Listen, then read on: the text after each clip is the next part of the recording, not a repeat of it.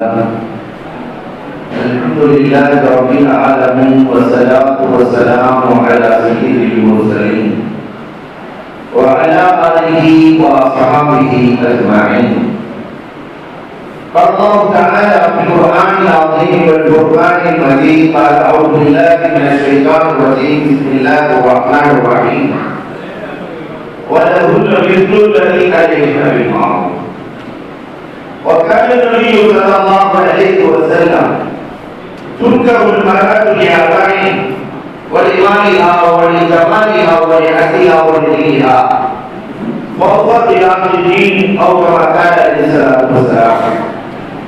صدق الله مولانا العظيم وصدق رسوله النبي الكريم ونحن على ذلك من الشاكرين والذاكرين والحمد لله رب العالمين. புகழ் அனைத்தும் அல்லாஹ் ஜல்லல்லாஹு தஆலாவுக்கே உரித்தாகுக. சாந்தியும் சமாதானமும் கண்மணி ரசூலுல்லாஹி ஸல்லல்லாஹு அலைஹி வஸல்லம் அவர்களின் மீதும் அவர்களை பின்பற்றிய உத்தம சத்திய சஹாபாக்கள் தாபிஈன்கள் தபஅத்தாபிஈன்கள் சுஹதாக்கள் சாலிஹீன்கள் நாதாக்கள் நல்லவர்கள் குறிப்பாக மனிதரின் மீது அல்லாஹ் ரப்பல் ஆலமீன் சாந்தியும் சமாதானமும் என்றென்றும் இன்று நிலவட்டுமாக. சிறப்பாக நடைபெற்றுக் கொண்டிருக்கிற இந்த நிகழ்வின் தலைவர் மதுரை மாவட்டத்தினுடைய அரசு ஆசி கணிதத்திற்குரிய இந்த பிரச்சாரின் முதல்வர் கலந்தவர்களுக்கும் வைத்துமானியுடைய தலைவர் செயலாளர் பொருளாளர் உள்ளிட்ட நிர்வாகிகள் அதிலும் குறிப்பாக ஏறத்தாழ 25 ஆண்டுகளாக நாங்கள் இருவரும் மானசீக நண்பர்கள். கணிதத்திற்குரிய ஜபருல்லாஹ் அவர்கள் படிக்காத நிலை என்று சொல்வதை போல பட்டமாக ஆரம்பித்தார். பயான் பண்ணுவதே தனியாக ஒரு ஆர்வம் அவர்களுக்கு உண்டு. அல்லாஹ் ரப்பல் கபூல் செய்ய வேண்டும்.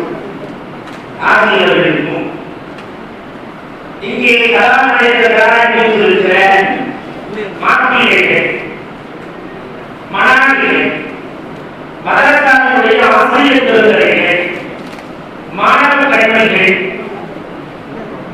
இவர்களை வாழ்த்தி துவாட்சியை பெற்ற ஆண்டோர்கள் சான்றோர்கள் தாய்மார்கள் உங்கள் அத்துணைகளுக்கும் இஸ்லாமிய காமியான சலாத்தினை பதிலை எதிர்பார்த்து சொன்னவனாக நிறைய பேர் வந்து சொன்னாங்க பதிலை காணோம். என் வார்த்தைகளை போகிறேன். அஸ்ஸலாமு அலைக்கும் வரஹ்மத்துல்லாஹி வபரகாத்துஹு. செயல்பாடுகளுக்கு நிறைய பேர்களுக்கு எழுதியிருக்கிறார்கள். சாகுபடி நிலத்தவர்கள் உட்பட சமுதாயத்திற்காக பல்வேறு சேவைகளை ஆற்றி வருகிற உலமாக்கள்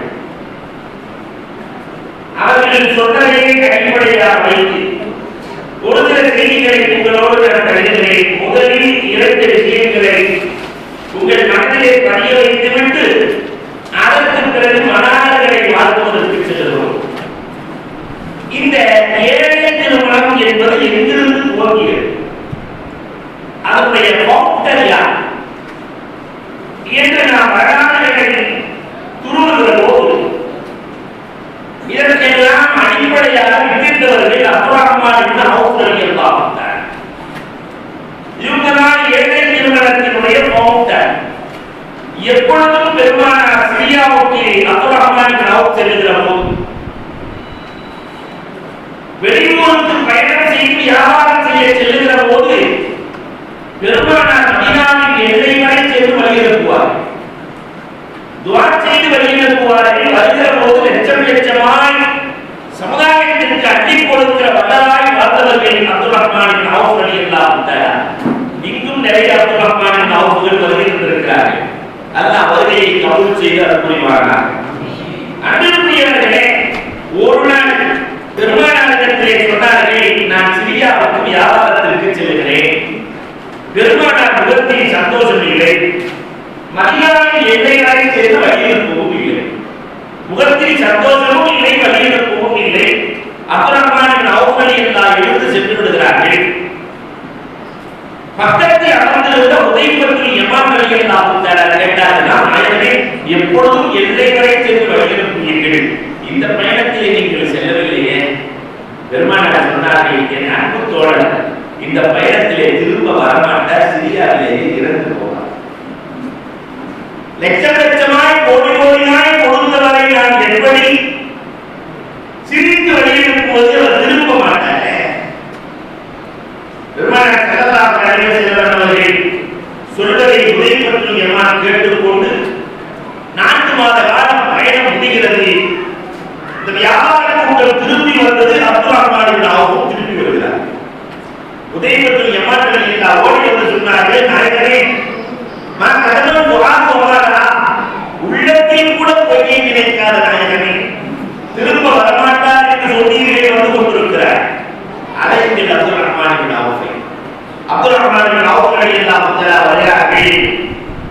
அங்கே என்ன நடந்தது அதை கூறுகிறார். நான் எப்பொழுதும் ஒரு வீட்டிலே தங்குவேன் ரசூலே, அந்த வீட்டுக்கு தேவையானதை நான் கடன்போது பேரவர்கள் உணவு கொடுப்பார். ஒரு நாள் இரவு அழுகிற குரல் கேட்டது. என்ன அழுகிறீர்கள் என்று கேட்டேன். அந்த தாய் சொன்னார்கள், என் வீட்டிலே 3 குமரர்கள் முதிர்கண்டிகளாக இருக்கிறார். நாங்கள் ஏழை என்ற காரணத்தினால் ஒருவர் கூட எங்கள் வீட்டிலே பெண்ணெடுக்க முன்வரவில்லை ரசூலே, முன்வரவில்லை என்று அந்த தாய் சொல்லுகிறார்.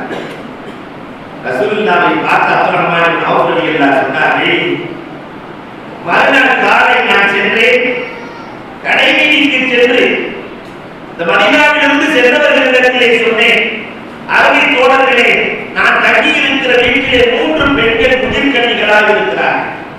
யார் மனமுடிக்கிறீர்களோ அவர்களுக்கு மகர் தொகை நான் தருகிறேன். இந்த மகர் வைத்துக் கொண்டிருக்கிறது. மகர் தொகை நான் தருகிறேன் என்று சொன்னேன். 3 இளைஞர்கள் முன்வந்தார்கள். 3 குமரர்களுக்கு நான் திருமணம் முடித்து கொடுத்தேன் ரசூலே. இதுதான் நான் செஞ்சது. அந்த 3 பெண்மணிகளும் வாக்கப்பட்டு மதீனாவுக்கு நம் ஊருக்கு தான் வந்திருக்கிறார். பெருமானார் 3 பொம்பளை பிள்ளைகளை கூப்பிடுங்க. அப்துல் ரஹ்மான் இப்னு அவுஃப் கல்யாணம் பண்ணி கொடுத்தாரா? ஆமா, பண்ணி கொடுத்தாரு. நீங்க என்னமா செஞ்சீங்க? அந்த 3 பெண்களும் சொன்னார்கள், நாங்கள் ஒன்று செய்தோம், 2 ரக்காத் தொழுதோம், தொழுதுவிட்டு ரக்காத்திலே கரம் ஏற்றினோம். ரப்பே ரப்பே, இந்த அப்துல் ரஹ்மானுக்கு எங்கள் ஒவ்வொருவரின் வயதிலிருந்து 10 கொடுக்கிறோம். ஒவ்வொருவரின் வயதிலிருந்து 10 கொடுக்கிறோம். சொன்னார்கள், அப்துல் ரஹ்மான், உங்களுக்கு ரப்பு 30 வயதை அதிகமாக்கிவிட்டார். இன்றைக்கு இவர்கள் கேட்கிற துஆ நேரத்தை கபூல். யாருக்காக கேட்கிறார்கள்? இது வயதை நீளமாக்கும், ஆரோக்கியத்தை அதிகமாக்கும். முதலில் இதற்கு வித்திட்டவர்கள் அப்துல் ரஹ்மான் இப்னு அவுஃப் 3 குமர்களால் 30 ஆண்டுகள் இருக்கிறார். அடுத்த செய்தியையும் நான் சொல்கிறேன். இந்த நாடக கண்மணிகள் எல்லாம் துஆ செய்கிறார்கள் என்று சேரா விஷயம் தெரியுமா? இங்க ஏறத்தாழ எத்தனை ஹாஃபில்கள் ஓதி கொண்டிருக்கிறார்கள்? 80 ஹாஃபில்கள் ஓதி இருக்கிறாங்க. இப்போ ஓதுறது 15 பேர் ஓதி இருக்காங்க. 15 ஹாஃபில்கள் ஓதி கொண்டிருக்கிறார்கள். என்ன நடக்குது தெரியுமா? ஹாஃபில்கள் ஓதி கொண்டிருக்கிற இடங்கள்ல 4 மணிக்கு எழுப்புவார்கள். குர்ஆனுக்கு நன்மை என்பது எழுத்து வடிவத்தில் தான், சொல் வடிவத்தில் அல்ல. லிக்குல்லி ஹர்ஃபின் அஷரு ஹஸனா, ஒவ்வொரு எழுத்துக்கும் 10 நன்மை. எழுத்து வடிவத்தில் குர்ஆனுக்கு நன்மை வழங்கப்படுகிறது. இந்த ஓதக்கூடிய 15 பேரையும் 4 மணிக்கு எழுப்புவார்கள். காலையில் இரவு 10 மணிக்கு படுப்பார்கள். எவ்வளவு நேரம் ஓதுகிறார்கள்? நாளைக்கு எழுந்து 10க்கு படுகிறார்கள் என்றால் மதுரைக்காரர்கள் அத்தனைகளும் கணக்கிலே எட்டி என்று சொல்வார்கள். நீங்க என்ன சொல்றீங்க? எவ்வளவு மணி நேரம்? ஏறத்தாழ 16 மணி நேரம். 16 மணி நேரத்துல தூங்குறதுக்கு, சாப்பிடுறதுக்கு, ஓய்வெடுக்கிறதுக்கு, விளையாடுறதுக்கு எல்லாத்துக்கும் ஒரு 6 மணி நேரத்தை விட்டுருவோம். எத்தனை மணி நேரம்? நேரம். 1 மணி நேரத்திற்கு 3 ஜூஸ்கள் குடிக்கலாம். 1 மணி நேரத்துக்கு சாதாரணமா ஒண்ணா எத்தனை ஜூஸ் குடிக்கலாம்? 3 ஜூஸ். அப்ப 10 மணி நேரத்திற்கு ஒவ்வொரு நாளும் எழுத்து வடிவத்தில் ஒரு குர்ஆனை முடிப்பவர்கள். அப்ப 365 நாளைக்கு எத்தனை குர்ஆன்? 15 பேருக்கு கணக்கு போட்டுட்டேன். எவ்வளவு குர்ஆன் முடிக்கப்படுகிறது? இன்றைக்கும் அவர்கள் எழுத்து வடிவத்தில் ஓதிவிட்டுத்தானே வந்திருக்கிறார்கள். ஒவ்வொரு குர்ஆனும் குர்ஆன் ஓதக்கூடியவர்கள் கையெழுத்துகிற போது மடக்குகளும் சேர்த்து ஆமீன் சொல்கிறார்கள் என்று சொன்னார்களே, அது முற்றிலும் உண்மையானது. அன்புக்குரியவர்களே, அற்புதமான சபையிலே நாம் வீட்டிருக்கிறோம் என்பதை மனதிலே நிறுத்திக் கொண்டு இப்பொழுது மணமக்களின் சார்பாக மணமக்களுக்கு சில உதாரணங்கள். ஏன்னா மதத்தில் எல்லாருமே முன்னாள் மணாளர்களாக இருப்பீர்கள் அல்லது வருங்கால மணாளர்களாக இருக்க போகிறீர்கள். அல்லாஹ் துன்பிக்காக அமர்ந்துள்ளாக அடைக்க அண்ணன் சொன்ன வாழ்த்துக்களையே உங்களுக்கு நான் சொல்லித் தருகிறேன். ஒரு 10 செய்திகளை வீட்டுக்கு எடுத்துச் செல்ல வேண்டும் என்பதற்காக சொல்கிறேன். சிறந்த மணாளர்கள் யார் தெரியுமா? முதல்ல யாரிடத்திலே தஹப்புதியத் இருக்கிறதோ அவர்கள் சிறந்த மணாளர்கள். தஹப்புதியத் என்றால் மதித்தல் என்று பொருள். தமிழ் கணவனை மதிக்கிற மனைவி வாழ்க்கையில் தோற்பதில்லை, மனைவியை மதிக்கிற கணவன் வாழ்க்கையில் தோற்பதில்லை.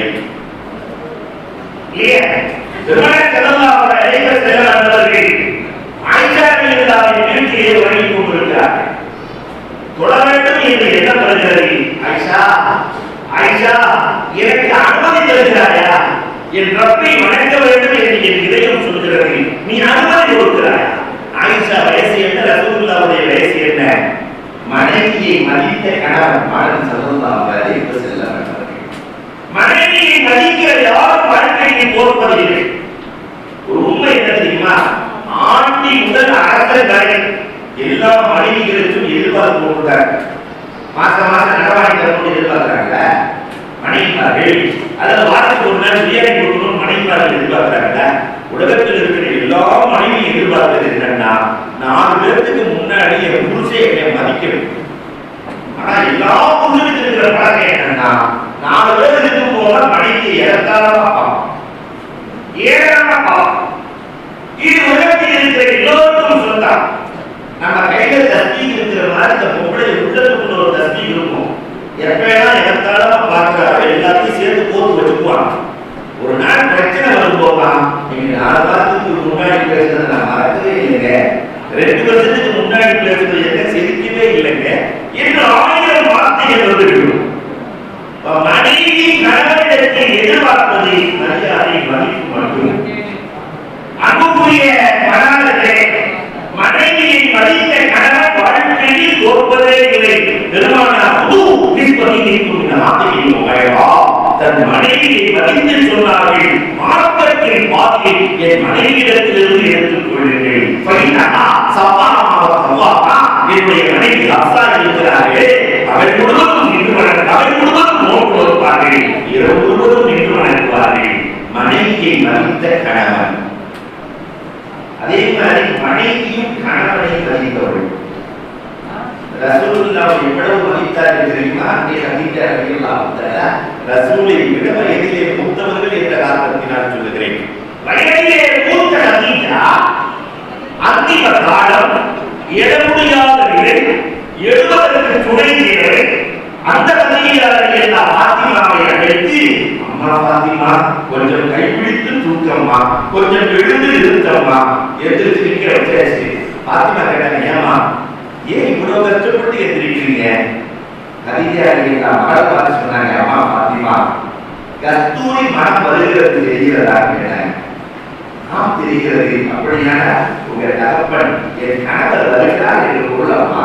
கஸ்தூரி மனம் வருகிறது என்றால் கண்ணில் கஸ்தூரி வருகிறாங்க. என் கணவர் வருகிற போது என்றைக்கம்மா அமர்ந்து வர வேண்டும்? என் அன்பு கணவரை என்றைக்கு நான் அமர்ந்து கொண்டே வர வேண்டும்? நின்று தானே வர வேண்டும். பழக்கம் அந்த கணவரை மதிக்கிற வாழ்வு, குழந்தைகளிடத்திலே கணவனின் உயர்வை கட்டி சொல்லிக் கொடுக்கிற மாண்பு அன்றைய அதிகாரிகள் எல்லாரிடத்தில் இருந்தது. அந்த குடும்பம் உயர்ந்தது. இன்னைக்கு இருக்கிற மனைவிமார்கள் கணவனை பற்றி பிள்ளைகள் என்ன தெரியுமா சொல்றாங்க? அது லூஸ், அது பேச்சை கேட்ட நீ விளங்க மாட்டேன் இல்லையா? சிரிக்கிறத பார்த்து நடக்கிற மாதிரி தெரியும். மதுரையில எல்லாம் அப்படியே கேள்விப்பட்டேன். நான் போடுவே அன்புக்குரியவர்களை பார்த்தார். கணவனை மதிக்கிற மனைவி இல்லத்திற்குள் இருக்கிறாய், அந்த இல்லத்தில் துன்பம் வராது, கஷ்டமே வராது. மனைவியை மதிக்கிற கணவன் குடும்பத்திற்குள் இருக்கிறவரை சந்தோஷத்தின் உச்சம் இருக்கிறது. ஏன் இந்த மகாணர்கள் முதலில் புரிந்து வைக்க வேண்டும்? இரண்டாவது செய்தியாக வீட்டுக்குள்ளே செல்லுகிற போது கணவன் மனைவிக்குள் அன்பு பரிமாற்றம் நடக்கும். கண்டிப்பு என்றைக்கும் உதவர். சில பேர் உள்ள போகும்போதே போலீஸ்காரெல்லாம் போறது, டிஎஸ்பி நீங்க போச்சுக்குவாங்க இல்லையா? சில நேரத்தில் போய் நீதிபதிகளாக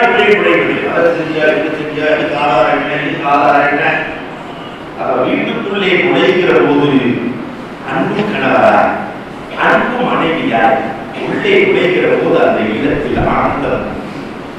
அன்புக்கு இயற்கையிலேயே மரியாதையா அல்லவா? சாதி என்றைக்குமே அவர் பேச்சுக்கு தனி அர்த்தம் இருக்கிறது. இப்ப தமிழ்ல வந்துருச்சு, நீங்கள் எல்லாம் வாங்கி படிக்க சாதியும் வரலாறு. 85 வயதிலே படுத்த படுக்கை ஒருவர் வந்து கேட்கிறார், நான் எப்படி வாழணும்னு கேட்டேன். கைகாலம் எதிர்க்கிறீங்களா? 82 வயசு. சரி சாரி மற்றவர்களிடத்திலே சொன்னார், என் வாயை கூட வாழ்ந்து கொள்கிறார். வாயை திறந்து காட்டி வாய் மாதிரி வாழ்ந்துக்கோ, வாய் மாதிரி வாழ்ந்து கொண்டா வாழலாம். வாய் மாதிரி வாழ்ந்து கொண்ட எப்படி சொல்றது? போனவருக்கு புரியல. வாய் மாதிரி வாழ்றதுன்னா என்ன? சரி சாரி கேட்டாங்க, 85 வயசுல ஒரு 25-30 வருஷத்துக்கு முன்னாடி இந்த வாயை பார்த்துருக்கிறியா?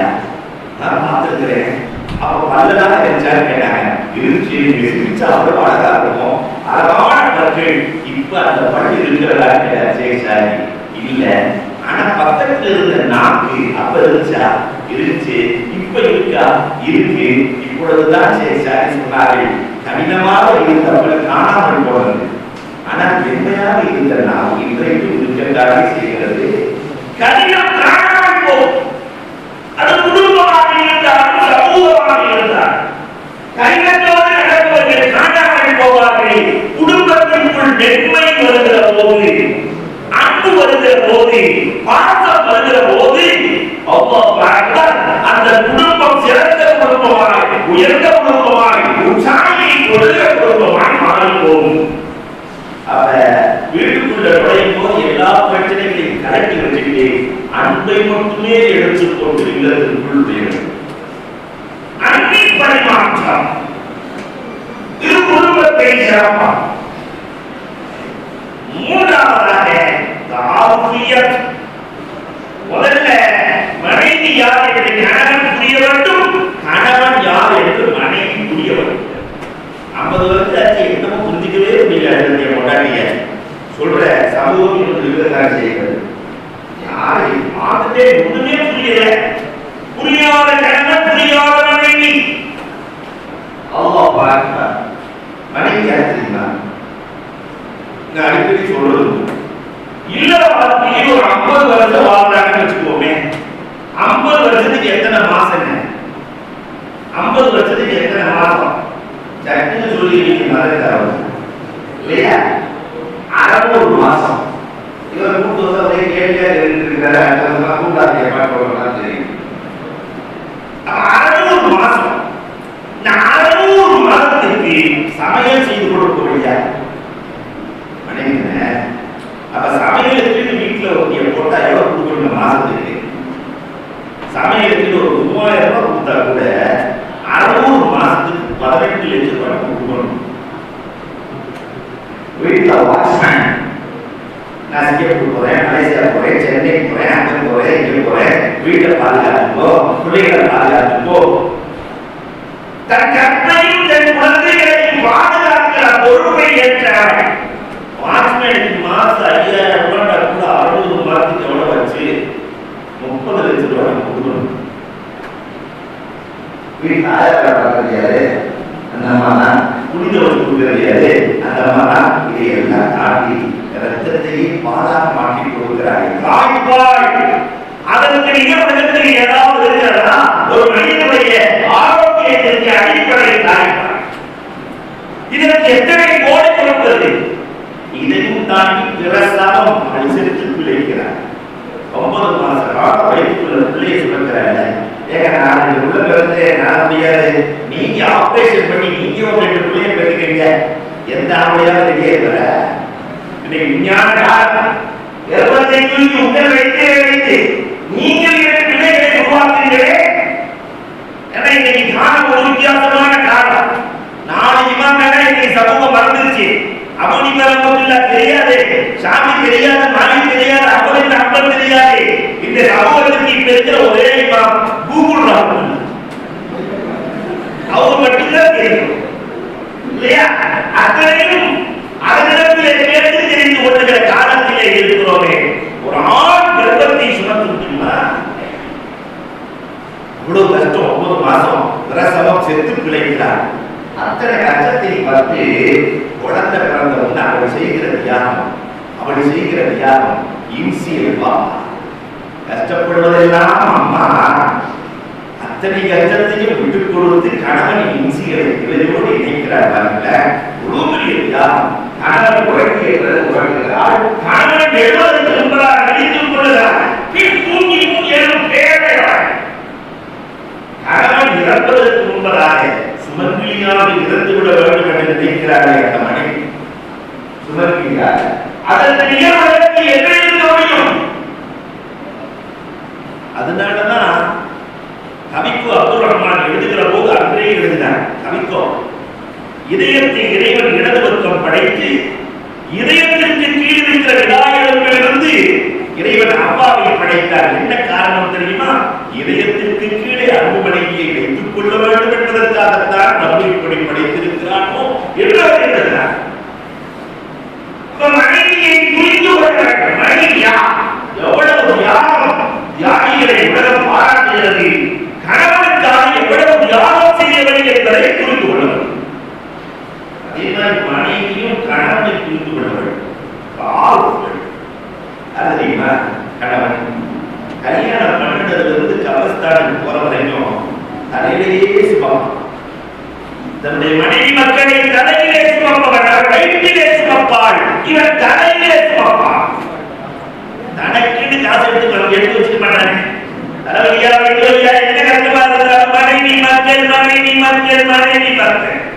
தனக்கு என்று வாழாத சுயநலமே இல்லாதவன் கணவன். இதை மனைவி புரிய வேண்டும்.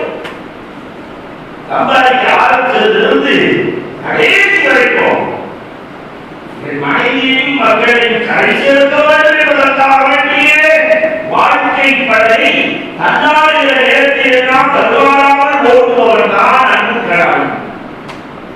அவனுடைய அவனையும் அவன் மரியாதையையும் புரிந்து கொள்ளக்கூடிய மனைவி வாழ்க்கையில் தோற்பதே இல்லை.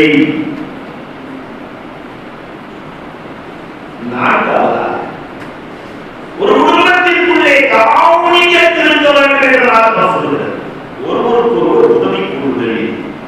கணவனுக்கு உதவியாக மனைவியும், மனைவிக்கு உதவியாக கணவன். ரசூலுல்லாஹ் வீட்டு வேலை பார்த்துக்கிறார். காய்கறி வாங்கி கொடுப்பாங்க, துணி தருவாங்க, வீட்டை கூட்டுவாங்க, எல்லாம் கிடைக்கும். தாவும் செய்கிறார். உள்ளுக்குள்ளே சந்தோஷமாக பேசிக் கொள்வார். எங்கேயாவது வரல மறையெல்லாம் ரசூலை பார்க்க வருகிறார். உள்ள ஒரே சத்தமா இருக்கு. சரி ரசூலுல்லாஹ் இல்ல போன தெரியுது, எங்க போயிருக்காங்கன்னு கேட்கிறான். கதவை தட்டி ரசூல் ஸல்லல்லாஹு அலைஹி வஸல்லம் எங்க போயிருக்காங்கன்னு கேட்பாங்க. மறையெல்லாம் உள்ளிருந்து குரல் வரும். ரசூலுல்லாஹ் வீட்டுக்குள்ளதான் இருக்கிறாங்க. மறையெல்லாம் உள்ள நுழைஞ்சவங்க நிசப்தம். மறையில காலத்தை வீட்டு சொன்னாங்களா, ரசூலை பார்த்தீங்களா? நீங்க இருக்கிற போது சத்தம் பண்ணிக்கிறேன். நான் உள்ள நுழைஞ்சவங்க அமைதியாயிட்டாங்க. வருகிறீங்களா? உங்கள் மனைவியும் உங்கள் மகளும் என் மனைவிதான். உங்கள் மகள் ஹப்ஸா என் மனைவி கூப்பிட்டு கேளு. ஏமா ரசூலுல்லாஹி போது பேசிட்டு இருந்தீங்க, நான் வந்து அமைதியா இருக்கீங்க என்ன காரணம்? ஹப்ஸா ரலியல்லாஹு சொன்னாங்கன்னா, பெருமானார் வீட்டுக்குள்ளே நுழைந்தால் சராசரி மனிதராக இருப்பார்கள். வலக்காட்டாலும் நீங்கள் ஒரு முரடன் சொன்னார். நீங்க ஒரு முரடன். அதனால நான் அமைதியா வீட்டுக்குள்ள முரட்டுத்தனத்தை காட்டக்கூடாதுங்கிறது எவ்வளவு சிப்பாடிக்காய் விளக்குகிறார்கள். அன்புக்குரியவர்களே, ஒருவருக்கு ஒருவர் தாவலாக இருக்கிறது. கை வலிக்குது கால் வலிக்குதுன்னு சொன்னா நமக்கு அந்த அம்மா கையை வைக்கணும் காலை வைக்கணும். அந்த அம்மாவுக்கு கை வலிக்குது கால் வலிக்குதுன்னு சொன்னாங்க, அந்த உதவியை நாம் தான் செய்ய வேண்டும். பெருமானார் அதையும் செய்திருக்கிறார்கள். ஒரு குடும்பத்தில் ஒருவருக்கு ஒருவர் ஒருவருக்கொருவர் உதவி செய்வதற்காக அதுவும் வெறும் கணவன் கடனை மட்டுமல்ல, அந்த உறவுகளே ஒருவருக்கு ஒருவர் அழுகையெல்லாம் கஷ்டப்பட்டு சம்பாதிச்சு 2 ரொட்டி வாங்கி போறாங்க வீட்டுக்கு. இப்ப பாத்தீங்கன்னா ஒரு ரொட்டியை எடுத்தாக்கி அதற்கு செய்தெல்லாம் கொடுக்கிறார்கள். இன்னொரு ரொட்டியை 2 துண்டாக ஆக்கி அழுகையெல்லாம் ஒரு துண்டு பாத்திமா அழுகையெல்லாம். இந்த பாத்திமா அழுகையெல்லாம் சாப்பிட போகும்போது வாய் வைக்கும் போது பாப்பாவை நினைக்கிறாங்க. பொதுவா என்னைக்குமே பொம்பளை பிள்ளைய தான் நினைக்கிறீங்க, ஆம்பளை போய் நினைக்கவே மாட்டாங்க இல்லையா? அப்ப பாத்திமா கிடைச்சாங்களா சாப்பிட்டாங்களா இல்லையா தெரியலையே. அந்த அரை ரொட்டி துண்டை எடுத்துக்கொண்டு பெருமானாரிடத்தில் சென்றார்கள். பாப்பா நீங்க சாப்பிட்டீங்களா? பெருமானார் சொன்னாங்க, நீருடைய சக்கரவர்த்தி அம்மா இந்த ரயில் உணவை பார்த்து 2 நாள் ஆகிறப்பா, இந்த ரயில் உணவை பார்த்து 2 தினம் ஆகிறப்பா, அரை ரொட்டியை 2 பேர்களும் மகிழ்ந்து சாப்பிட்டார்கள். இந்த ஆனந்தம் ஒருவருக்கு ஒருவர் மகிழ்ந்து சாப்பிடுகிற ஆனந்தம் குடும்பத்தில் மட்டும்தான் இருக்கு. ஒருவருக்கு ஒருவர் உதவி கொள்வது குடும்பத்தில் மட்டும்தான் இருக்கிறது. இந்த காவலியர் எப்பொழுதும் நினைத்திருக்க வேண்டும். அண்ணன் தம்பி கூறுவது, தம்பி அண்ணனுக்கு கூறுவது, மாமா மச்சானுக்கு கூறுவது, ஒருவருக்கு ஒருவர் உதவி கொண்டு உதாரணமாக இருக்கிற பண்பு இங்கே மட்டும் இருக்கிறது. அல்லாஹ் தஆலா இந்த காவலியத்தையும் விரைவாக இந்த சந்ததிகளுக்கு தந்திருவானாக. 5ஆவதாக கணவன் மனைவிக்குள்ளே தஸ்துரியம் இருக்க வேண்டும். தஸ்துர் தெரியுமா? அல்லாஹ் தஆலா ரொம்ப அதிகமான நன்மையை எதிரே கொடுக்கிறாங்க. தஸ்துர் தான் கொடுக்கிறான். தனக்கு தேவை இருக்கிற போது பிறருக்கு கொடுத்து மகிழ்தல். இதுக்கு கிடைக்கிற நன்மை உலகில் எதுவுமே இல்லை. தொழுகைக்கு இல்லை, நோம்புக்கு இல்லை, ஜகாத்துக்கு இல்லை, ஹஜ்ஜுக்கு இல்லை, ஏதுமே இல்லை. தனக்கு தேவை இருக்கிற போது பிறரை மகிழ்வுபடுத்துதல். உதாரணம் சொன்னா புரியும் நான் நினைக்கிறேன். அல்லாஹ் அக்பர். அஹ்மது மிஸ்கீன் என்று ஒரு வார்த்தை 211 மிகப்பெரிய ஹதீஸ். ஒன்றுமே இல்லை. நண்பர்கள் என் வீட்டை வித்தரலான்னு இருக்கிறேன், வாங்கிக்கிறேன். சாப்பிட்டு 1 நாள் 2 நாள் ஆச்சு, இப்படி எல்லாம் கஷ்டமா இருக்குது, வீட்டை வாங்கிக்கிறேன். அப்ப அப்படின்னு சொன்னாரு, வீடு வாங்குற அளவுக்கு என்கிட்ட காசு இல்லை, ஆனா அவன் குடும்பத்துக்கு சாப்பாடு செஞ்சு கொடுக்குறேன். ரொட்டி செஞ்சு உள்ள வீட்டுல வச்சு 4 ரொட்டி கொடுத்து அனுப்புறாரு. அவருக்கு பிஸ்கி அந்த ரொட்டியை வாங்கிட்டு போறாரு. இடுப்புல ஒரு பிள்ளையோட ஒரு அம்மா நிற்குது. அந்த சின்ன பிள்ளை இருக்கிற வயசுல யாமி யாத்தினி சிச்சா பசியா இருக்கு, அந்த ரொட்டி கிடைக்குமா? சிச்சா பசியா இருக்கு, அந்த ரொட்டி கிடைக்குமா? இப்ப இவருக்கே தேவை. அம்மன் மிஸ்கினுக்கு அவர் பார்த்தாரு. அதை கொண்டு போய் அந்த சின்ன பிள்ளை அந்த அம்மா கையில கொடுத்துட்டு இவர் ஒரு திண்ணையில வந்து உட்கார்ந்து நல்லா பேசுறாரு. அந்த ஏழையை நான் பார்த்து கொண்டேன், இந்த ஏழையை நீ வளர்த்த போவ, அந்த ஏழைக்கு கையில் இருக்கிற ரொட்டியை நான் கொடுத்து விட்டேன், இந்த ஏழையை நீ வளர்த்த போவாய் என்று அல்லாஹ் பேசிட்டு இருக்கிறார். அவங்க சிலோட்டரை கூட்டிட்டு வர்றாரு. ஏதோ வீடு வாங்கலாம் கூப்பிட்டு வர்றாருன்னு நினைச்சு என்ன விஷயம்னு கேட்கும் போது அவங்க சொன்னாரு, 30 வருஷத்துக்கு முன்னாடி ஒரு பாப்பா குராசான்ல வேலை செஞ்சுட்டு இருக்கும் போது இவருக்கு 1 லட்சம் திருகத்தை கொடுத்து உங்கள்கிட்ட கொடுக்க சொன்னாரா, அதை கொண்டு வந்துருக்கிறேன். 1 லட்சம் திருகம் கையில கொடுக்க அவருக்கு மிஸ்கின் அல்லாஹ் பேசுறாரு. ஒரு ஏழைக்கு தானே போடும், ஒரு ஏழைக்கு பசியை தானே நீக்கிறேன், அதற்கு மகன் 1 லட்சமா இல்ல. இங்கேயும் இன்றைக்கும் அந்த வேலைகள் நடந்து கொண்டிருக்கிறது. இது கொடுத்தாலும் தனக்கு தேவையில்லாதவங்க அல்ல, தனக்கு 1000 தேவைகள் இருக்கிற போது, தன் குடும்பத்திற்கு 1000 தேவைகள் இருக்கிற போது மற்றவர்களை நன்றாக வாழ வேண்டும் என்பதற்காக கொடுத்தார்களே, இதுதான் அர்த்தம். இதை செய்கிறோடு இதற்கு நீங்க கூலி அல்லாஹ் ரப்பல் ஆலமீன் எதற்கும் வழங்குவதில்லை. ஆயிஷா சித்திகா ரலியல்லாஹு அன்ஹா தர்ஜுமத்தை புகாரியில் நீங்க பார்க்கலாம். ரசூல் ஆயிஷா ரலியல்லாஹு அன்ஹா யார் இருக்கிறது? ரசூலுல்லாஹ் எங்க வஃபாத் ஆகிறார்கள் அங்க அடக்கணும். ஆயிஷா ரலியல்லாஹு அன்ஹா வீட்டிலே வஃபாத் அங்க அடக்கியாச்சு. ஆயிஷா ரலியல்லாஹு எவ்வளவு சந்தோஷம், நம்ம மூத்தாள் அடிக்கிறதா வரணும் இல்லையா? இப்ப கபர்தங்க நம்ம சொல்லுவோம் இல்லையா, தாரமான பக்கத்துல அடக்கணும், அம்மாவுக்கு பக்கத்துல அடக்கணும்னு. அப்ப ரசூலுல்லாஹ் பக்கத்துல அடக்கணும். 2 வருஷத்துல அபூபக்கர் ரலியல்லாஹு அன்ஹு வஃபாத் ஆகும்போது சொன்னாங்க, ஆயிஷா நான் வஃபாத் ஆயிட்டா ரசூலுக்கு பக்கத்துல அடக்கிறியாமா? ஆயிஷா ரலியல்லாஹு அன்ஹா தாராளமாக அப்ப அடக்கியாச்சு. எனக்கு 2 விதமான சந்தோஷம், கணவனும் தகப்பனும் கிடைத்திருக்கிறார். ரபே பக்கத்துல அடங்கணும், பக்கத்துல அடங்கணும் கேட்டுட்டே இருக்கிறாங்க. அல்லாஹ் அக்பர். 10 வருஷம் 4 மாசம் உமரடியில் கத்தியால் குத்தப்பட்டு சாப்பிடுகிற உணவு வாய் வழியாக சாப்பிடுகிற உணவை வயிற்று வழியாக வெளியே வருகிறது. உமரடியில் கேட்டாங்க, அவங்களுக்கு பக்கத்துல எனக்கு இடம் கிடைக்குமா போய் ஆயிஷாட்ட. வெளியில் உள்ளவர் உமரடியில் வந்து ஆயிஷா வெளியே போகணும். உமர் உள்ளே வந்தா ஆயிஷா வெளியே பொதுக்களுக்கு சிலர் வந்து கேட்ட உடனே இவ்வளவு வகையில வந்து கேட்கிறாங்க, எங்க பாப்பா இப்படி கேட்டாரு, கொஞ்சம் கூட யோசிக்கவே இல்லை. அந்த இடத்தை நான் உமரடியல்லாவுக்கு கொடுத்து விட்டு பொதுத்தவருக்கு செல்கிறேன் என்றார்களே, தனக்கு தேவை இருக்கிற போது அதை கொடுத்து விட்டு சந்தோஷம் அடைகிற பெருமை இன்றைக்கு திருமணம் நடத்துபவர்களுக்கு உண்டு. இதற்கு கூலி அல்லாஹ்வை தவிர யாரும் அவ்வளவு இந்த தாசூரிய கணவன் மனைவிக்குள்ளும் இருக்க வேண்டும். அல்லாஹ் ரப்பல் ஆலமீன் கருணை செய்து அருள் புரிவானாக. குடும்பத்திற்குள்ளே தகுதியல் அன்பளிப்புகளை பகிர்தல் வேண்டும். கணவனுக்கு மனைவி அன்பளிப்பு செய்யறது, மனைவி கணவனுக்கு அன்பளிப்பு செய்யறது, இது அன்பை வளர்க்கும். நாம சின்ன பிள்ளையா இருக்கிற காலத்துல கல்யாணம் முடிச்ச நேரத்துல அம்மாவுக்கு தெரியாம நிறைய பேர் அல்வா வாங்கி போறாங்க. இப்ப அப்படிலாம் இல்ல, அம்மாவே அல்வா வாங்கி கொடுத்துருது இல்லையா? பின்னாடி ராஜா சிரிக்கிறத பார்த்தா ஏதோ நடந்துருக்கு மாதிரியே தெரியும். அதுக்குரியவர்களே கொண்டு போறது, மருத்துவ கொண்டு போறது, இப்ப எல்லாமே 3 டொலம் ஆயிடுச்சு.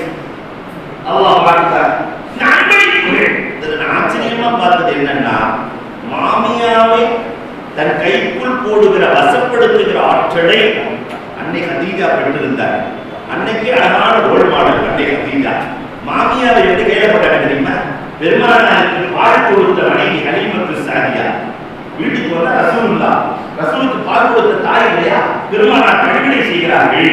இதை பார்த்துட்டே இருக்கிற அன்னை கதீஜா ரலியல்லாஹு தஆலா ஹலீமத்து சாதியா இடத்திலே சென்று, என்னுடைய மாமியாவை நான் சந்தோஷப்படுத்தணும், எப்படி சந்தோஷப்படுத்துவது? 20 ஒட்டகைகள், செந்நிற ஒட்டகைகள் பரிசு கொடுத்தார். யாருக்கு? மாமியாவுக்கு பரிசு கொடுத்த மருமகள். யோசித்தாருங்க, நம்ம வீட்டில் இருக்கிற மருமக மாமியாவுக்கு 20 தான் ஒரு 2 பவுன் கொடுத்து பாருங்க இல்லையா? சாப்பிடுறதுக்கு முன்னாடி ஒரு 2 தோசையை கொடுத்துட்டுமே. என் மருமக மாதிரி வருமா? என் மருமக மாதிரி வருமா? இந்த நிலையை இந்த பெண்மணிகள் பெற வேண்டும். வீட்டில் இருக்கிற பெரியோர்களை மதித்த, வீட்டில் இருக்கிற பெரியோர்களுக்கு கொடுத்து விட்டு ஊதுறது. அல்லாஹ் அக்பர். சமீப காலமாய் லக்கேஜுகளாக எக்ஸ்ட்ரா லக்கேஜ் வருகிறார். மாமியார் மாமனாருக்கு என்ன பேரு? Extra luggage. அல்லாஹ் அக்பர். மாமியாருக்கு பரிசு கொடுத்த மருமகள் அன்னை கதீஜா ரலியல்லாஹு அன்ஹா. அம்மாடி ஜவுளி எடுக்கும் போது ஒரு 2 தடவை மாமியாவுக்கு 2000 ரூபாய்க்கு சேலை எடுத்துட்டு நீங்க 500 ரூபாய்க்கு எடுத்து பாருங்க, ஒரு 4 தடவை எடுத்து பாருங்க. அடுத்து மாமியே சொல்லிடுவாங்கம்மா, வயசான காலத்துல எனக்கு எதுக்குமா, கூட உள்ளது உனக்கு எடுமா, சின்னது 400 100 எனக்கு எடுமா. அவர்கள் வாயாலேயே சொல்ல வைக்கிற மந்திரத்தை தெரிந்து கொண்டவர்கள் சிறந்த மருமகள். அல்லாஹ் அக்பர்.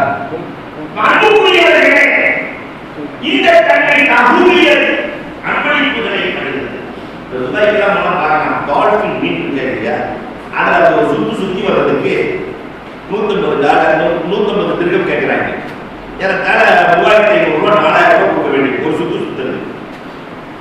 $4000 வாங்கிட்டு அந்த டால்பின் என்ன கொடுக்குறாங்க தெரியுமா? 4 சுள்ளி மீனை கொடுக்குறாங்க. சின்ன சின்ன அன்பளிப்புகளை கொடுத்து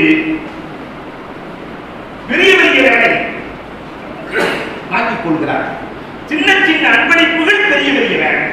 அதே மாதிரி தான் குடும்பத்துக்குள்ளே அன்பளிப்புகள் அன்பை வளர்க்கும். அவ குடும்பத்துக்குள்ள நிறைய அன்பளிப்புகளை கணவன் மனைவிக்கும் மனைவி கணவனுக்கும் அன்பளிப்பு செய்து கொள்ள வேண்டும். அல்லாஹ் கபூல் செய்ய முடியுமா? ஏழாவதாக அல்லாஹ் அக்பர். நம்முடைய குடும்பம் என்றிருந்தாலே கொஞ்சம் சண்டை சச்சரவு இருக்கிறது. சண்டை சச்சரவு இல்லாத குடும்ப உலகத்தில் எதுவுமே இல்லை. பொறுமை இருக்க வேண்டும். அதனாலவோ என்னவோ தெரியல, அவருக்கு சதுமையின் பேர் இருக்காங்க. பொறுமையா இருந்தால்தான் எல்லாம் நடத்த முடியும். அன்புக்குரியவர்களை எண்ணிப்பார்கள். தாமுல் நம்ம காலத்துல இருந்துச்சு. நாம சின்ன பிள்ளையா இருக்கும் போதெல்லாம் எப்படி இருப்பாங்கன்னு சொன்னா, புருஷன் முன்னாடி சண்டை வரும்போது லட்டு போடுவாங்க. அந்த அம்மா லட்டு போடுவோம்.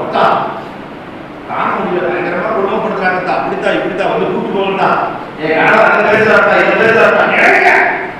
அந்த லட்டு போய் சேர்றதுக்கு 3 நாள் ஆகும். அவர் வேலையெல்லாம் எனக்காக முடிச்சுட்டு பிறப்புறதுக்கு ஒரு 3 நாள் ஆகும். ஒரு வாரம் கழிச்சு வருவார். புருஷன் முன்னாடி ஒரு அவர் பேசிட்டு இருப்பாங்க, சந்தோஷமா பேசிட்டு இருப்பாங்க. அந்த அளவில் என்னடா சொல்லிக்காம அப்படிங்க அடக்கவே நீ என்ன பண்ணலாம் லட்டு போட்ட ஒரு சொல்லிக்காம அப்படின்னு சொல்ற இல்ல. அதான் நாங்க எங்களுக்குள்ள சரியாயிட்டோம். இது ஒரு நாள் நாம பார்த்த காலம். இப்ப அப்படியே இல்லை. செல்போன் ஆன் பண்ணி வச்சிருக்க சண்டையை, செல்ல ஆன் பண்ணி வச்சு சண்டை போடுறது. உடனே ஆத்திர காணாம தரப்பினா ஓட ஒரு போன் பண்ற ஓடி முடிச்சு போடணும். அந்த பொறுமை இல்லை, சகிப்புத்தன்மை இல்லை. அன்புக்குரியவர்களே, கணவன் மனைவி ஒரு தஸ்பீகை எப்பயுமே வச்சிருக்கணும். சுப்ஹானல்லாஹ் அல்ஹம்துலில்லாஹ் அல்லாஹ் அக்பர் சொல்ற மாதிரி கணவனுக்கு மனைவிக்கு ஒரு தஸ்பீக் இருக்கு. என்ன தெரியுமா? அந்த தஸ்பீக் வித்தியாசமான தஸ்பீக். சரி சாரி நல்லது சொல்லும்போது சரியான ஏங்க இந்த மாதிரிலாம் செஞ்சீங்கன்னா சாரிங்க. இந்த சரி சாரிங்கிற தஸ்பீக எப்பயுமே கையில வச்சிருந்தா குடும்பம் போகவே போகாது. ஆண் சொன்னாலும் பெண் சொன்னாலும் நகரை சொல்லுகிற போது சரி என்று ஏற்றுக்கொள்கிறான். ஏங்க இந்த மாதிரிலாம் செஞ்சீங்க என்று சொல்லுகிற போது சாரி இனிமேல் செய்ய மாட்டேன். ஆம்பளை சொல்றதுனால தோற்றுருவா, பெண் சொல்லுவதால் தோற்றுருவா. அன்புக்குரியவர்களே, இந்த நம்முடைய இப்னு ஜௌசி யார்? இப்னு ஜௌசி 90000 பேருக்கு உயிர் கொடுத்தவர். அவங்க மனைவி அல்லாஹு அக்பர் 90000 பேருக்கு உயிர் கொடுத்த இப்னு ஜௌசி திமஷ்கிலிருந்து 4000 மைல் பயணம் செய்து பார்க்க வந்திருக்கிறார். கதவை தட்டி இப்னு ஜௌசி கிட்டான்னு கேட்டவன அந்த அம்மா உட்கார்ந்து கேட்டுச்சான், எங்கிருந்து வரீங்க? நான் திமஷ்கிலிருந்து 4000 மைல். இந்த பார்க்க 4000 மைல் இருக்கிறாங்க. என்னடா வீட்லயே ஒரு நாள் இருக்குது, இந்த ஆளை பார்ப்பான்னு கேட்குது. சரி வந்தது வந்துட்டோம். அம்மா உயிர் கொடுக்குறாரு அந்த இப்னு ஜௌசி அதானே. ஆனா வீட்டுல நம்ம எப்பயும் காட்டுறாரு. சரி வந்தது வந்து பார்த்துட்டு போறான். அப்படி காட்டுக்கு போனா சிங்கத்துல சவாரி செய்வாரு. சிங்கத்துல சவாரி போனவர் கேட்டாரா, வீட்டுல உங்க வீட்டுக்காரமா அவ்வளவு சவாரியா இருக்கு, நீங்க காட்டுல சிங்கத்துல சவாரி செய்து வரீங்க. அந்த போர் போகும்போது காட்டுல நீங்க இந்த போர் போவீங்க.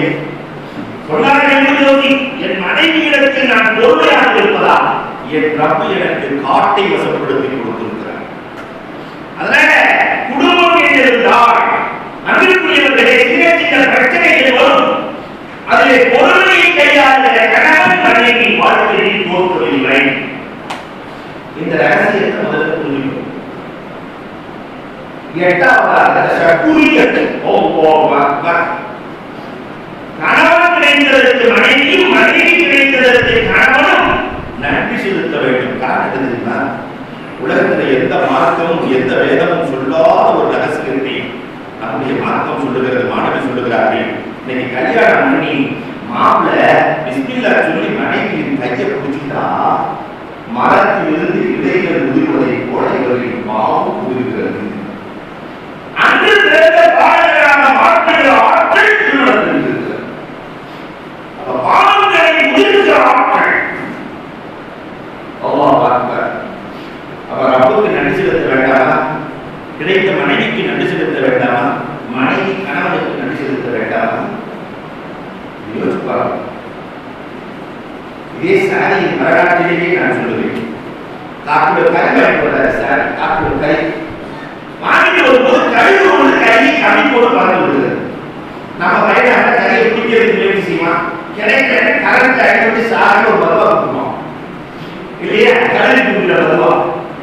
ஆனா அல்லவா சாதி யாரா என் மூலமாக கழுவிக்கு ஒன்று இறைவா உனக்கே எல்லா புகழ் என்று துவாட்சியை விட்டு வீட்டுக்குள் நுழைகிறார்கள். காலர் கட்டி உள்ள போனா மனைவி கறி கழுவி கொடுக்கிறார். மனைவி கட்டி கேட்டாங்க, நான் வாங்கின கறியை கழுவி தூக்கிட்டு போச்சு, ஆனா நீ கழுவிட்டு இருக்கியம்மா. மனைவி சொன்னாங்களா, நம்ம வீட்டுக்கு மேல 2 கறி சட்டை போட்டுச்சு, வாயில இருந்த பையன் கீழே ஓடுச்சு, எடுத்து பார்த்தா கறியா இருக்கு, எடுத்து கழுவிட்டு இருக்கிறேன். இப்பதான் அல்லமா சாதி எல்லாரும் பேசுறாங்க. எல்லாமே ஒவ்வொரு நாளும் ஆயிரம் முறை உன்னை நான் மறந்து போகிறேன். என்னை மறக்காமல் நான் வாங்கிய கல்வி என் வீட்டில் சேர்க்கிறப்பே உனக்கே எல்லா புகழும். ஒவ்வொரு நாளும் ஆயிரம் முறை தப்பை நான் மறந்து போகிறோம். ஒரு நொடி கூட நான் மறப்பதில்லை, ஒரு நொடி கூட மறப்பதில்லை. தேவையான கல்வி, தேவையான பொருளாதாரம், தேவையான சம்பந்தம், தேவையான ஆரோக்கியம், அந்தஸ்து, உடல்நலம் அத்தனையும் அவர் பார்த்து பார்த்து பார்த்து பார்த்து தருகிறாங்க. அவருக்கு எவ்வளவு நன்றி செலுத்த அவள் பார்த்து தேர்வு செய்ததுதானே உங்கள் மனைவி. அவள் பார்த்து தேர்வு செய்ததுதானே இந்த நன்றி செலுத்த வேண்டாமா? தொழுது அல்ல வாட்சி இருக்கு உங்கள் இல்லறத்தை துவங்குங்கள். அது நகரமாக இருக்கும் என்பதை சந்தேகம். 9ஆவதாக தவக்குரிய அன்புக்குரிய மனிதர்களே, ஒரு லட்சியத்தோடு வாழ வேண்டும். நீங்கள் மனம் இருக்கிறீர்கள் அல்ல உங்க கையில பொருளாதாரத்தை கொடுத்து நீங்கள் பல பேர்களுக்கு இலவச திருமணம் முடிக்க வேண்டும். லட்சியம் இலக்கை நிர்ணயிக்கிற யாரும் தோற்பதில்லை. லட்சியவாதிகளுக்கு இறப்பு கிடையாது. லட்சியம் கழுகு படுறீங்கள பறவைகளே வித்தியாசமான பறவை கழுகு. லட்சியத்தில் தோற்காத பறவை. மழை பெய்ஞ்சுன்னா எல்லா பறவைகளும் ஓடி போய் முடிஞ்சுட்டு மறந்துட்டு எல்லாம் போயிடும். ஆனா அந்த கழுகு மட்டும் அப்படிதான் உயர பறவை கடைசியில் மேலுக்கு மேல மழை இருக்க. அதே மாதிரி தன்னுடைய உணவை குறிவைத்தது என்று சொன்னால் அதிலே கழுகு தோற்பது கிடையாது. அந்த இலக்கை நோக்கி பயணம் செய்வதில் கழுகு பார்வையோடு நம்முடைய பயணங்கள் இருந்தால் நீங்கள் 1000 பேர்களுக்கு மனம் வைக்கலாம். மருத்துவமின் கழுகு பார்வையை இன்றைக்கு நினைத்து பார்க்கிறேன். அல்லாஹ் ரப்பல் அவர்களின் கவலை சொர்க்கத்தின் பூங்காவனமாக ஆக்குவானாக. 987 திருமணங்கள் உள்ளே உறங்கிக் கொண்டிருக்கிறார். நன்மை சேர்க்கும் உள்ளே நம்மால் முடியாது என்பது கிடையாது. உலகத்தில் முடியாது என்பது முட்டாள்களின் அகராதியில் உள்ள முதல் சொல் என்கிறார்கள் அல்லது எல்லாம். அதனால இலக்கை நோக்கி பயணம் செய்யுங்கள். கல்யாணம் போது இல்லை, ஒரு 25 வருடத்துக்கு பின்னாடி எனக்கு குழந்தை பிறக்கும், அதை எப்படி உருவாக்கணும்?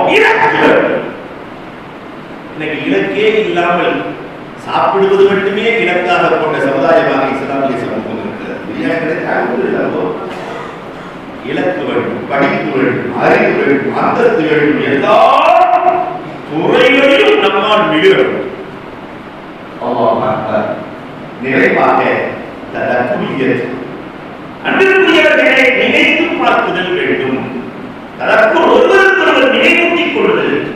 நீங்க வாழ்நாள் உள்ள வரைக்கும் இந்த வைப்பில் மாலை நினைத்து பார்க்க வேண்டும். நன்றி உள்ளவர்களாக நினைத்து பார்த்து நன்றி செலுத்த வேண்டும். தேனீக்களால் மாற வேண்டும் என்று நினைக்கிறார். தேனீக்கு ஒரு பழக்கம் இருக்கு. தேன் ஈக்கள் இருக்கிறதே என்றைக்கும் அசுத்தத்தில் அமராது. தேனி என்னைக்குமே போய் சாக்கடையில உட்கார. நீங்க எல்லாம் தேனீக்களா அழகான சம்பாத்தியம் நல்ல வாழ்க்கை வாழ வேண்டும். அதற்கு தான் நமக்கு கொடுக்கப்படும். மனதுக்கு வடிக்காமல் அவன் சுற்றிகள் அப்படியே ரெக்கை அடிச்சுக்கிட்டே தான் உள்ள போய் பார்த்து வந்தார். அதே மாதிரி நாம் யாருக்கும் பாரமாய் வாழ்ந்துவிடக்கூடாது. யாருக்கும் பாரமாய் மாமியார் வீடு, அதே மாதிரி மாமனார் வீட்டுக்கு பாரமாய் இல்லாமல் நம்மால் முடிந்தவை நாம் பிறருக்கு உதவியாக செய்து கொண்டே இருக்கிறவர். அதே மாதிரி தேனிக்கு எந்த ஒரு பழக்கமும் இருந்தது. கொஞ்சம் தேன் கொடுப்பதற்காக காடுக்கு கீழே காடத்தை தூக்கி செல்லும். மகரந்த சேர்க்கையை உருவாக்கி காட்டை உருவாக்கிவிடும். நீங்களும் இதை கூட மாற வேண்டும். மகரந்த சேர்க்கையாக சொன்னார்களே 13 பேர்களை கொண்டு வாருங்கள், 1000 பூர்த்தி செய்யலாம் என்று சொன்னார்களே. நீங்களும் ஏழைகளுக்கு உதவக்கூடியவர்களாய் மாற வேண்டும். ஒரே ஒரு விஷயத்தை சொல்லி நான் வெளியிட்டு வருகிறேன். அன்புக்குரியவர்களே, உடலும் உயிரும் பேசிக் கொண்டதா அல்ல? அவரும் எழுதுகிறார், உடலும் உயிரும் பேசிக் கொண்டதா. இந்த உயிர் சொல்லிச்சா உடம்பை பார்த்து, உயிர் உடம்பை பார்த்து சொன்னதா, உன்னை எத்தனை கிலோமீட்டர் தூக்கிட்டு போயிருக்க தெரியுமா? நானு கொஞ்சம் யோசிச்சு பாருங்க. அந்த உயிர் இருக்கிறதுனால நான் சேலத்துல இருந்து வந்திருக்கிறேன், எல்லாரும் வீட்டுல இருந்து வந்திருக்கிறோம். இதே மாதிரி உயிர் நம்மளை எத்தனை கிலோமீட்டர் தூக்கிட்டு போயிருக்கு கொஞ்சம் யோசிச்சு பாருங்க. எத்தனை லட்சம் நான் உடம்புல இருக்கிறதுனால கல்யாணம் பண்ணிக்கிற, வியாபாரம் பண்ற, குழந்தை இருக்கிற எல்லாத்துக்கும் உயிர் இருக்கிற நான் தான் காரணம். நான் மட்டும் உடம்புல 1 மணி நேரம் இல்லைன்னா 4 பேர் உன்னை சேர்ந்து தூக்கணும். அவனுக்குள்ள நான் இருக்கிற உயிர் இருக்கணும். ஒரு 2 நாள் 3 நாள் நான் இல்லைன்னு சொன்னாக்கா உன்னை யாரும் சாப்பிட கூட மாட்டார்கள். நாட்டம் அடைக்கிற பிணமாய் போயிட்டுருவாங்க. அதனால உயிர் உடம்பை பார்த்து சொன்னா இடத்தினே குஜரத்தி, உடம்பே எனக்குள்ள கூலியை கொடு, எனக்கு கூலி கொடு. அவ உடம்பு கேட்டா உயிரை உனக்கு என்ன கூலின்னு கேட்டு நான் எதில் சந்தோஷம் அடைவேனோ அதுதான் எனது கூலி. பொதுவாக கூலியை பெறுகிற போது அந்த வாங்கக்கூடியவன் எவ்வளவு சந்தோஷப்படுகிறார், வேலையை செஞ்சுட்டு கூலியை வாங்கும் போது. அதே மாதிரி எனக்கு உயிர் சொல்லுகிறது, எனக்கு எது சந்தோஷமோ அதுதான் எனது கூலி. அப்ப உடம்பு கிடைச்சா நீ எப்பொழுது சந்தோஷம் அடைவாய், நீ எப்பொழுது சந்தோஷம் அடைவாய் என்று கேட்கிற போது, ஏழைக்கு கொடுக்கிற போது, ஏழைக்கு கொடுக்கிற போது, ஏழையின் கையிலே கொடுக்கிற போது கொடுத்தவன் கொடுத்து சொல்கிறான். யாரோ கொடுத்ததைத்தான் நீ கொடுக்கிறாய், நம்மளா கொடுக்கிறது இல்லை, யாரோ கொடுத்ததை கொடுக்கிறார். அவன் கொடுக்கும் போது உயிர் அடைகிற சந்தோஷத்திற்கு அளவே இல்லை.